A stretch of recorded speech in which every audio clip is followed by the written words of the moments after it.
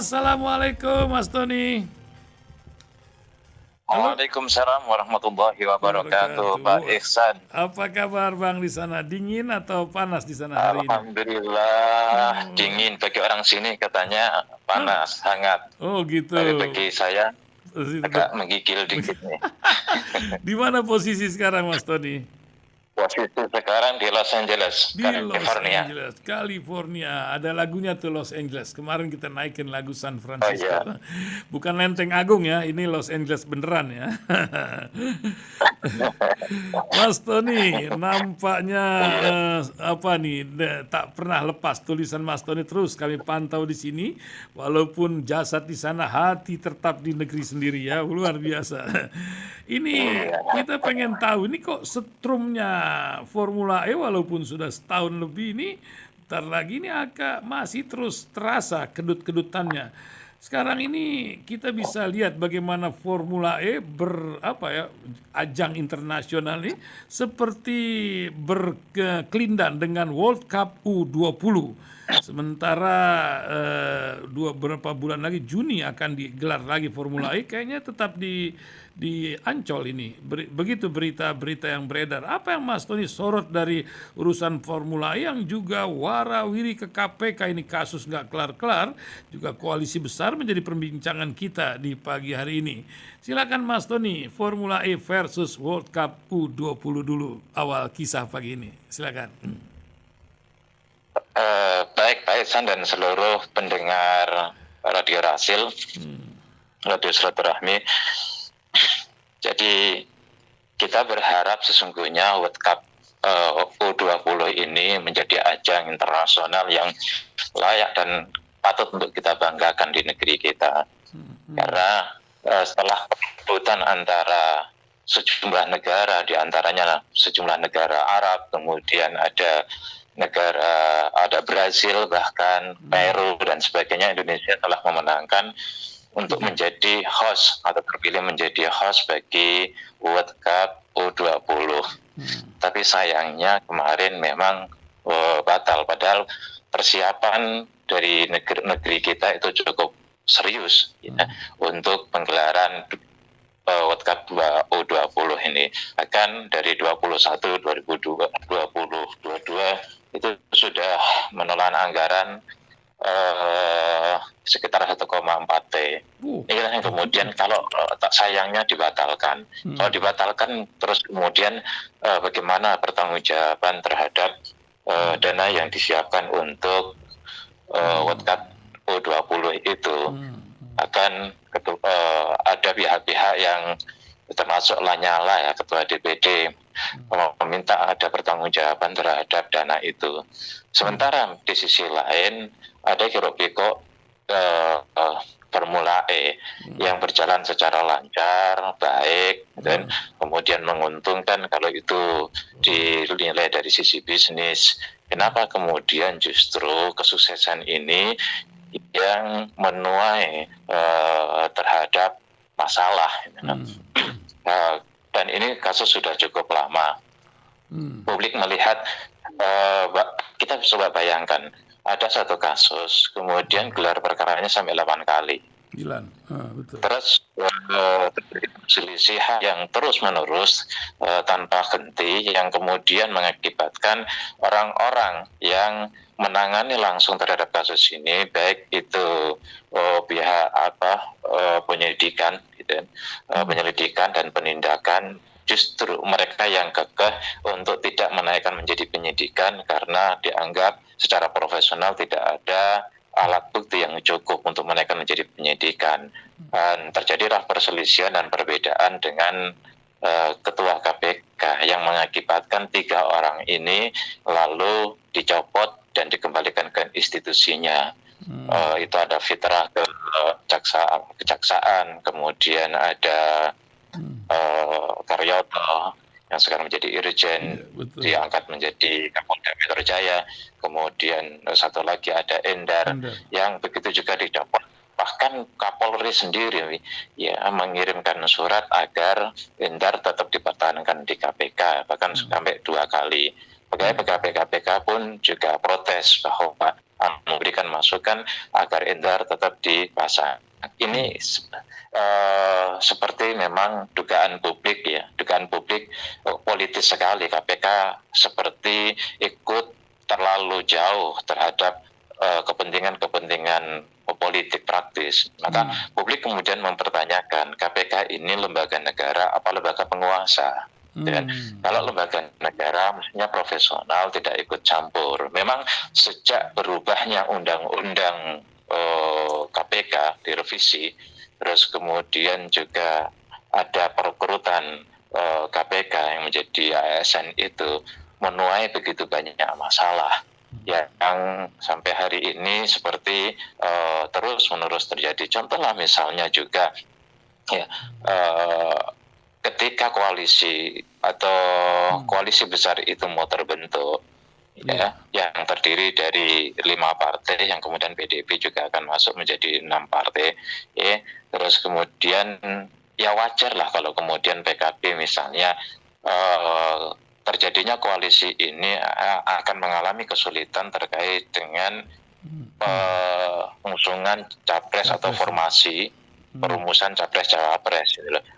Masing-masing coba misalnya KIB, Koalisi Indonesia Bersatu, itu paling pertama berdiri. Ketika paling pertama berdiri sampai sekarang pun tidak punya calon capres-cawapres. Kemudian juga KIR, Koalisi Indonesia Raya, itu juga capresnya oke, tapi cawapresnya kalau tidak Caimin maka tidak. Ini pun tidak sukses untuk menyatukan dua. Yang 3 partai tidak bisa merumuskan calon berkaitan dengan calon capres-cawapres. Yang 2 partai juga tidak berhasil merumuskan capres-cawapres. Dan terus kemudian mau digabungkan, ini kan lebih kompleks. Ketika PKB mencoba untuk menyoal tentang itu, ya muncullah kemudian muncullah gugatan pra peradilan ya oleh sebuah perkumpulan kepada atau MAKI ya, Masyarakat Anti Korupsi Indonesia, yang kemudian direspon oleh KPK bahwa Caimin ini tidak berhenti kasusnya disebut di dalam ini maksudnya apa gitu. Tapi kan akhirnya membaca ini kok KPK seperti lembaga sandera gitu loh, terhadap elit-elit politik yang dianggap tidak loyal kepada pihak-pihak tertentu atau berseberangan dengan politik kebangsaan pihak-pihak tertentu. Ini kan kemudian menjadi sangat-sangat buruk. Jadi dari 2 kasus ini misalnya, yaitu Formula E berkaitan dengan juga World Cup U20 di tahun 2022 yang gagal, kemudian 2023 bahkan gagal di Indonesia menjadi tuan rumah yang sudah menelan biaya bukan hanya ratusan miliar, bahkan sudah di angka T, ya itu tidak mempersoalkan. Terus kemudian juga perbedaan pandangan politik terkait dengan koalisi ya seolah-olah yang menyelisihi terhadap pihak-pihak tertentu, kemudian muncul lagi kasusnya. Dan ini kan mau dibantah bagaimana ya, karena memang semuanya seperti itu. Ketika si A gitu kan kemudian punya kasus dibiarkan terus, ketika punya berselisih dengan pihak tertentu muncul kasusnya. Si B punya kasus tertentu kemudian berselisih, dia didiamkan begitu lama, lalu berselisih muncul lagi. Si C juga begitu, si D juga begitu. Apalagi terkait dengan Caimin ke kardus Duren yang disebut-sebutkan itu kan sudah tahun 2011, sudah 12 tahun gitu. Lama. Ini kan kalau memang itu terlibat, kenapa tidak dari dulu-dulu diselesaikan, dituntaskan? Kenapa ada yang 12 tahun? Kenapa ada yang sekian lama? Ini wajar kalau kemudian publik memiliki pandangan, memiliki persepsi, menciptakan asumsi di tengah publik bahwa ini kok jadinya seperti lembaga sandera, sepertinya sebagai lembaga negara sekaligus ngiras-ngiras jadi lembaga penguasa dan seterusnya. Ini kan tidak baik menurut saya menjadi di dalam pendidikan politik maupun di dalam pendidikan hukum kita. Begitu Pak. Ya, luar biasa. Ya, tadi Mas Tony cerita masalah koalisi besar. Nampaknya Ketua PDIP tidak hadir ya, walaupun sekarang menjadi koalisi yang ada sekarang, begitu juga Nasdem, jelaslah kalau Nasdem ya. Apa yang terjadi sebenarnya? Ini menyangkut juga kode dalam hal menyikapi U20 ketika beberapa kader PDIP menyatakan ini bertentangan dengan pembukaan Undang-Undang Dasar tentang kemerdekaan Palestina. Bagaimana Mas Tony lihat, apakah koalisi besar ini akan lancar jaya berkembang atau memang berhadapan koalisi perubahan ini akan menjadi koalisi besar tapi diabetes lah apa macam begitu, apa gimana Pak? Iya, bermula dari ini dulu. Saya ingin sedikit menanggapi terkait dengan gagalnya World Cup 2000 di Indonesia sebagai host ya. Itu kasus Israel. Terus kemudian FIFA mengatakan yang dimunculkan adalah karena faktor kanjuruhan. Sekarang berita dari Pertanyaannya gitu, kasus itu kan udah lama. Kenapa dibatalin sekarang? Dan dibatalin itu pasca protesnya partai terbesar di Indonesia kepada Israel, itu tim ses Israel itu kan. Cobalah kita bayangkan, seandainya kita menjadi ketua FIFA, pasti akan kita batalkan. FIFA diselenggarakan di sebuah negara di mana partai terkuat, partai terbesar itu menolak. Ya siapa yang menjamin keamanannya? Gitu kan.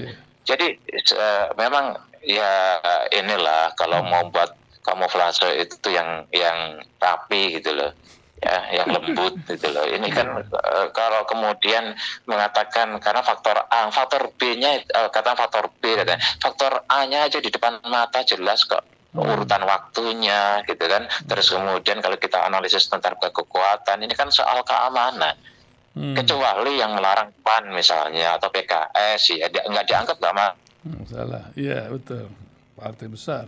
Halo? Kemudian partai kecil atau partai menengah. Nah, ini PDIP partai pemenang dan partai penguasa. Siapa yang juga akan berani mengadakan sebuah event yang bertentangan dengan partai pemenang pemilu, partai besar dan juga partai penguasa? Itu saja logika yang paling sederhana. Nah, terkait dengan koalisi besar ini, ya kenapa PDIP juga tidak diundang? Ini kan sebenarnya antara Istana dengan Teguh Umar ini kan udah lama terjadi perang perang dingin. Mereka mau tidak mau saling membutuhkan, di mana Teguh Umar juga butuh kekuasaan yang dipegang oleh Pak Istana, dan Istana juga perlu dukungan partai besar yang dimiliki oleh, apalagi kemudian terkait dengan kadernya itu adalah kader PDIP yaitu Ganjar Pranowo atau kita sebut dengan GP.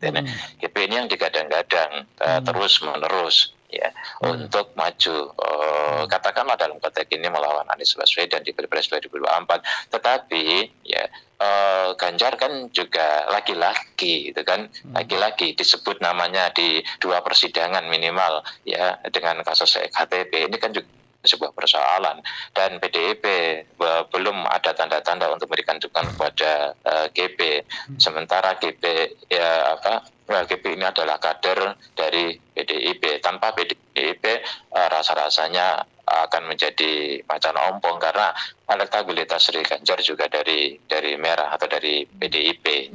Ini yang kemudian ketika itu gagal, cari alternatifnya adalah Ganjar Prabowo, di mana Ganjar menjadi capres, Prabowo menjadi capres, ditolaklah oleh Ganjar. Ya cobalah kita bayangkan, Prabowo menjadi capres di 2009, kemudian menjadi capres di 2014, menjadi capres lagi di 2019, lalu 2024 menjadi capres. Ya apa kata kelinci yang ada di Amerika gitu loh. Ya. Gitu kan? Ya, maka wajar kalau kemudian Hasyim, adiknya Prabowo, langsung bereaksi dan memberikan protes. Ini gak lucu, dan bagi partai sendiri tidak menguntungkan karena tidak ada kotel efek. Maka harga matilah kemudian Prabowo harus menjadi capres. Kalau menjadi cawapres, orang-orang yang tersisa ya yang masih memberikan dukungan Prabowo, ketika Prabowo jadi cawapres mereka akan balik kanan. Ini tidak menguntungkan bagi terbentuknya koalisi itu sendiri atau Prabowo sendiri dan tidak menguntungkan juga bagi Partai Gerindra, maka kemudian dibalik gitu kan. Tapi saya nggak yakin ini akan betul-betul terjadi.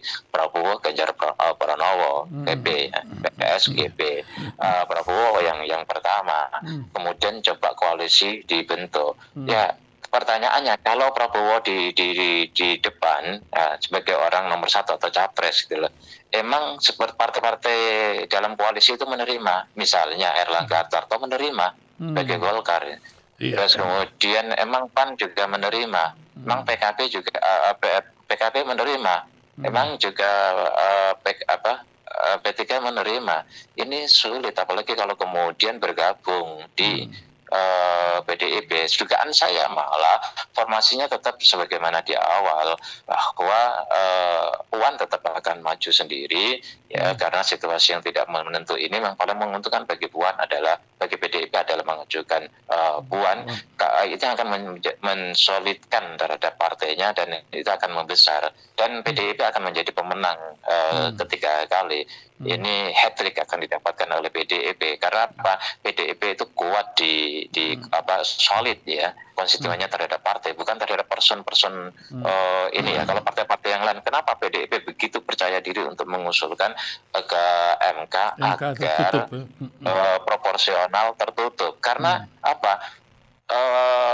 Elektabilitas partainya stabil, sementara partai-partai yang lain akan sangat bergantung kepada siapa-siapa calegnya, dan ini yang akan menjadi sebuah faktor supply elektability dari partai-partai itu. Makanya labil partai-partai yang lain itu, kadang 2, kadang 6, kadang 5, itu menunjukkan bahwa partainya nggak kuat.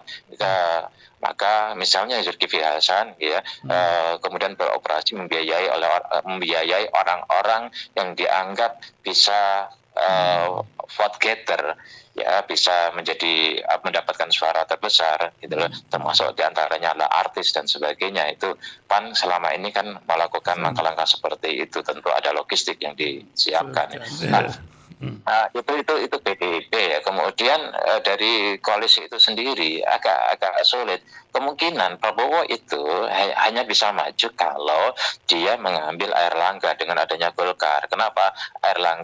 Golkar, bagi Golkar itu menguntungkan. Begitu juga bagi Caimin untuk mensolidkan dari partainya dalam rangka rekrutmen elektability. Begitu juga PKB, tanpa mengambil dua itu, salah satu di antara Caimin dan Erlangga, maka sulit rasanya Prabowo untuk maju. Tapi kemungkinan Prabowo akan dengan sangat terpaksa mengambil itu, tetapi ya siap-siap untuk kalah, karena sulit memenangkan, bukan kalah, sulit untuk memenangkan ketika melawan Anies misalnya, karena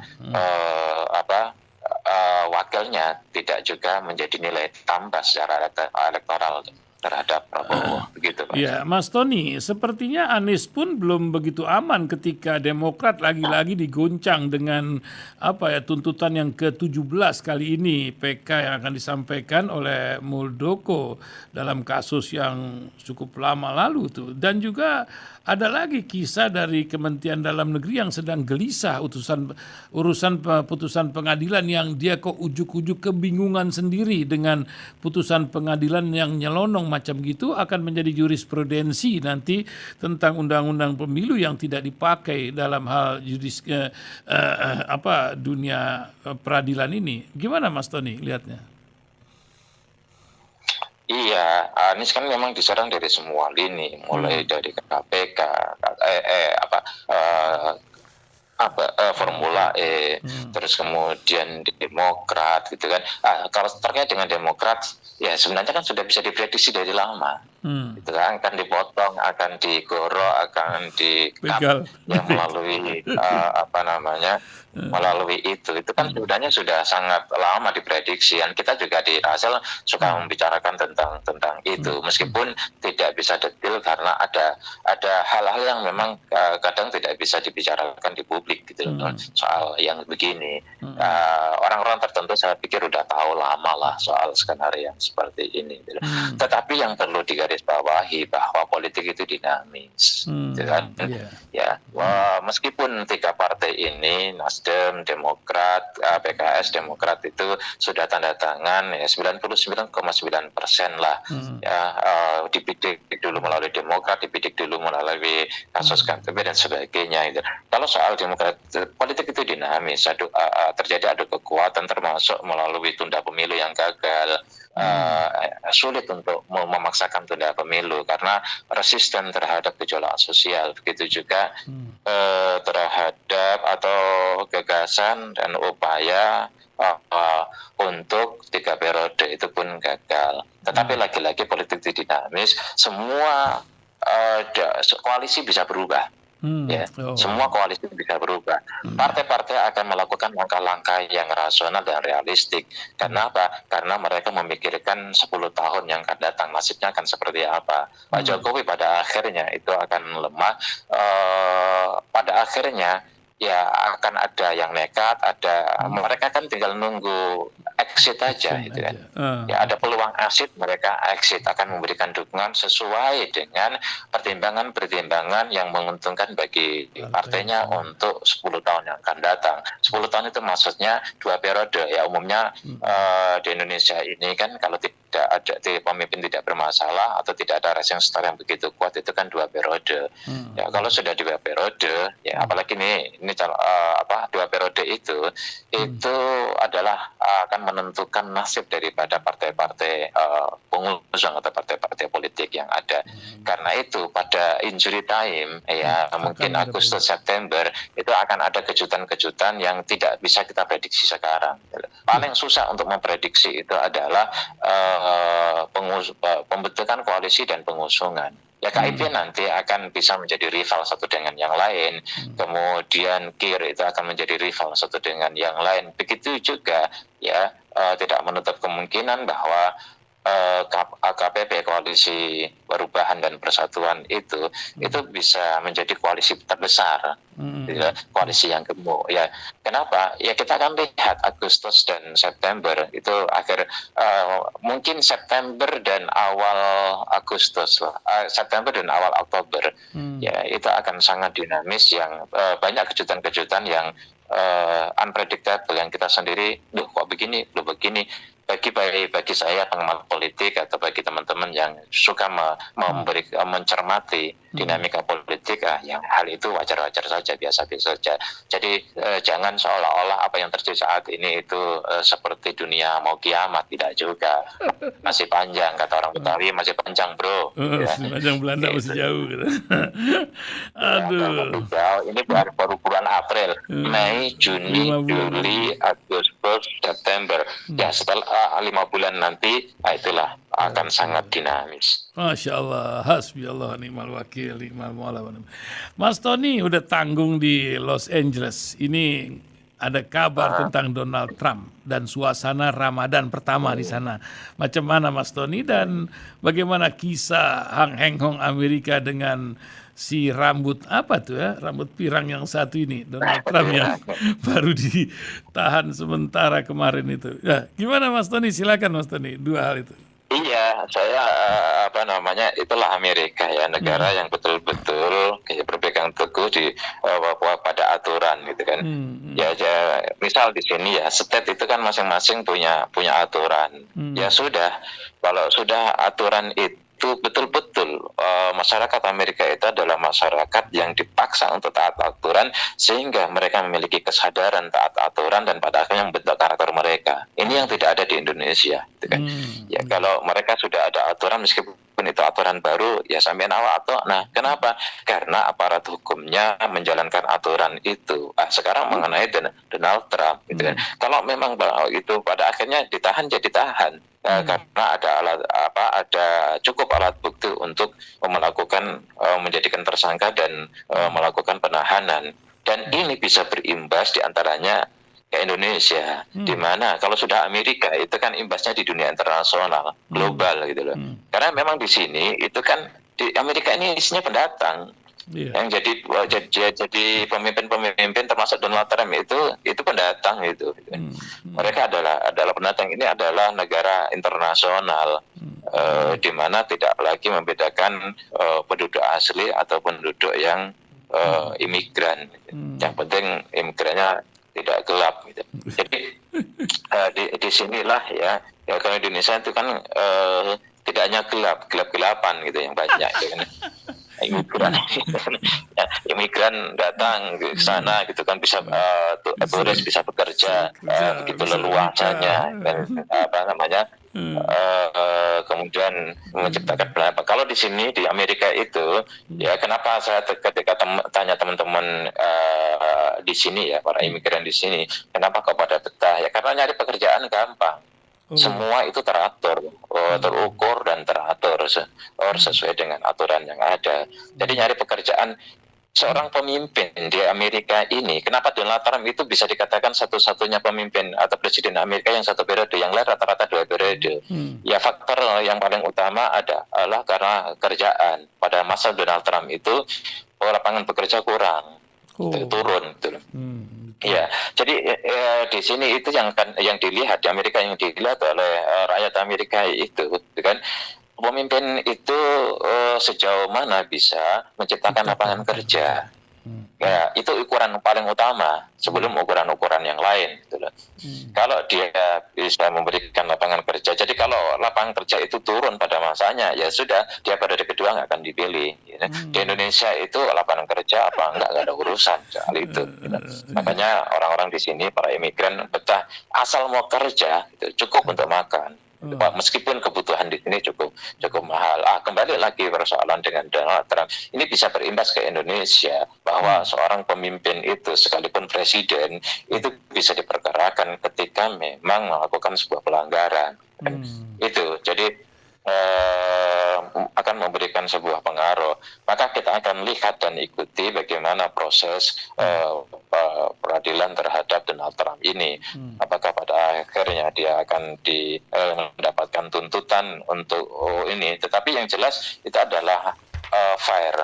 Tidak ada intervensi oleh presiden yang ada. Karena kalau di Indonesia itu kan beda dengan di sini. Di sini itu lembaga legislatif, lembaga eksekutif, terus kemudian lembaga yudikatif itu betul-betul punya independensi.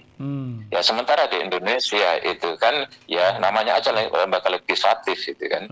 Ya, tetapi ada pengendalinya.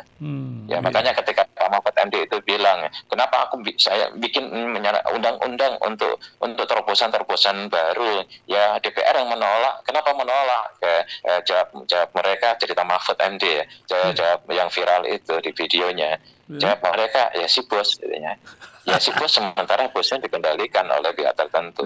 Jadi kemudian begitu juga yudikatif gitu kan. Yudikatif ya, sebagaimana tadi kita bicarakan tentang sandera menyandera itu.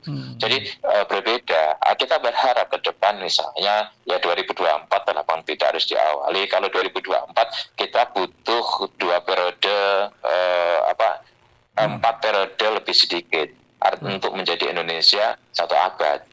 Bagaimana kita memikirkan ketika Indonesia 1 abad di tahun 2045 itu dengan 2 presiden, 3 presiden, atau maksimal 4 presiden, masuk ke presiden yang ke-5 itu, yang selanjutnya itu 1 abad Indonesia betul-betul hukum itu, aturan itu betul-betul kokoh, kuat, dan Mas. Ya, Masya Allah. Syukran, Mas Tony Rosid, luar biasa. Halo, kok putus juga? Halo, Mas Tony? Halo. Ya, jelas. Iya, halo. Oke, ya. Terakhir Mas Tony, puasa di Los Angeles bagaimana suasana di sana, Mas? Halo? Ya, karena dingin jadi nggak terasa lapar gitu kan. Tetapi memang di sini hak asasi manusia betul-betul ditegakkan. Maka siapapun di sini berbasis kepada etnis atau apapun memiliki kebebasan sedemikian bebas untuk mengekspresikan selama tidak melakukan kriminalitas yang melanggar aturan. Jadi umat Islam yang ada di sini yang kan ibadah puasa itu memang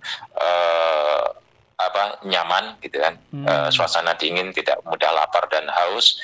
Dan begitu juga di berbagai masjid ya, saya berupaya untuk datang ketika di San Francisco kemarin saya masuk ke masjid meskipun di situ nggak ada orang Indonesia sama sekali, masuk ke situ, masuk ke sini. Begitu juga tidak banyak masjid. Justru di Las Vegas itu kota yang dikatakan sebagai Sin City, saya kemarin ada 4 hari di sana, penuh dengan perjudian. Itu ada 6 masjid ya, 6 masjid ya. Dan belum ada satupun masjid orang Indonesia. Barangkali Rasel itu menginisiasi untuk mengumpulkan dana, bisa beli masjid di sana di Las Vegas itu, biar genap 7 karena baru 6. Luar biasa. Dan di San Francisco masih banyak tempat jauh-jauh untuk ini. Dan begitu juga ketika saya ke Seattle, itu masyarakat Indonesia juga ikut sholat di masjid, dan itu masjid ngontrak ya, masjid ngontrak, dan sekarang lagi beli tanah untuk dibangun. Baru Selasa, saya nggak tahu nanti saya di Chicago juga sama. Kayaknya tidak ada masjid yang didirikan oleh masyarakat Muslim Indonesia. Masya Allah. Artinya kalau kita itu memang orang masjid, ke tempat manapun bisa dicari masjid itu. Harusnya begitu ya. Kalau orang mencong, ke tempat mencong manapun ada aja gitu tempat mencong. Masya Allah. Terutama di Las Vegas itu. Iya, apalagi di Las Vegas ya, zikirnya di mana. Setiap gang ada kasino. Ya. Setiap gang ada kasino. Masya Allah, terima kasih Mas Tony, sampai Rabu mendatang mudah-mudahan menemani Insya Allah. Syukron, selamat perjalanan safar yang penuh berkah. Insya Allah. Assalamualaikum. Insya Allah. Waalaikumsalam warahmatullahi wabarakatuh.